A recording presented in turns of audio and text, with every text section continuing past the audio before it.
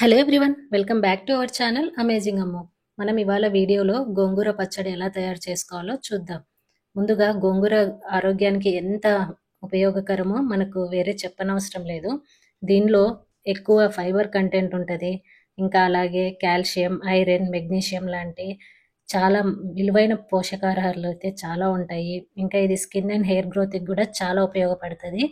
And process అయితే చాలా easy. ఇక్కడ ముందుగా పచ్చళ్ళకి కావాల్సిన వేరుశనగలను అయితే నేను ఇక్కడ వేయించి పక్కన పెట్టుకున్నాను.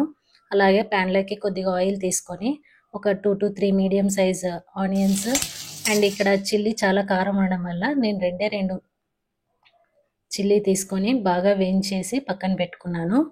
ఇంకా ఇప్పుడు అదే ప్యాన్లోకి ఎక్స్ట్రా ఆయిల్ అయితే ఏం యాడ్ చేయలేదు. జస్ట్ వాష్ చేసి పెట్టుకున్న మనము ఫస్ట్లో ఒలిసి పెట్టుకున్నటువంటి ఆకునైతే అదే గోంగూర ఆకునైతే ప్యాన్లో వేసి అదే వాటర్తోనే ఎక్స్ట్రా ఏ మాత్రం వాటర్ అయితే యాడ్ చేయలేదు.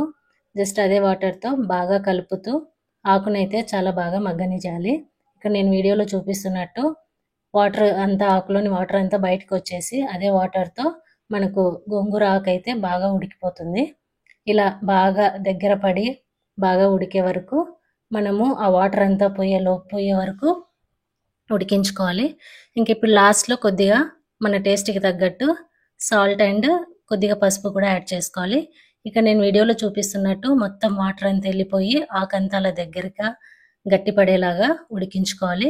ఇంక ఇప్పుడు ఫైనల్గా మనము వేయించి పెట్టుకున్నటువంటి పల్లీలను అయితే నేను జార్లోకి తీసుకున్నాను. అలాగే ఒక 5-6 వెల్లుల్లి, ఇంకా సాల్ట్, కొద్దిగా జీలకర్ర కూడా యాడ్ చేసి వీడియోలో చూపిస్తున్నట్టు పేస్ట్ చేసి పెట్టుకున్నాను. ఇంకా ఇప్పుడు మనం ఉడికించి పెట్టుకున్న గోంగూరని అలాగే మన టేస్ట్కి తగ్గట్టు కొద్దిగా సాల్ట్ని కూడా యాడ్ చేసి అలా పేస్ట్ చేసి పెట్టుకున్నాను.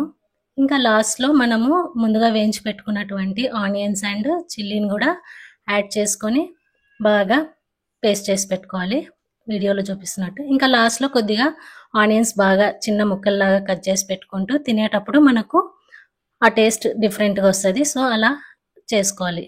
Thank you.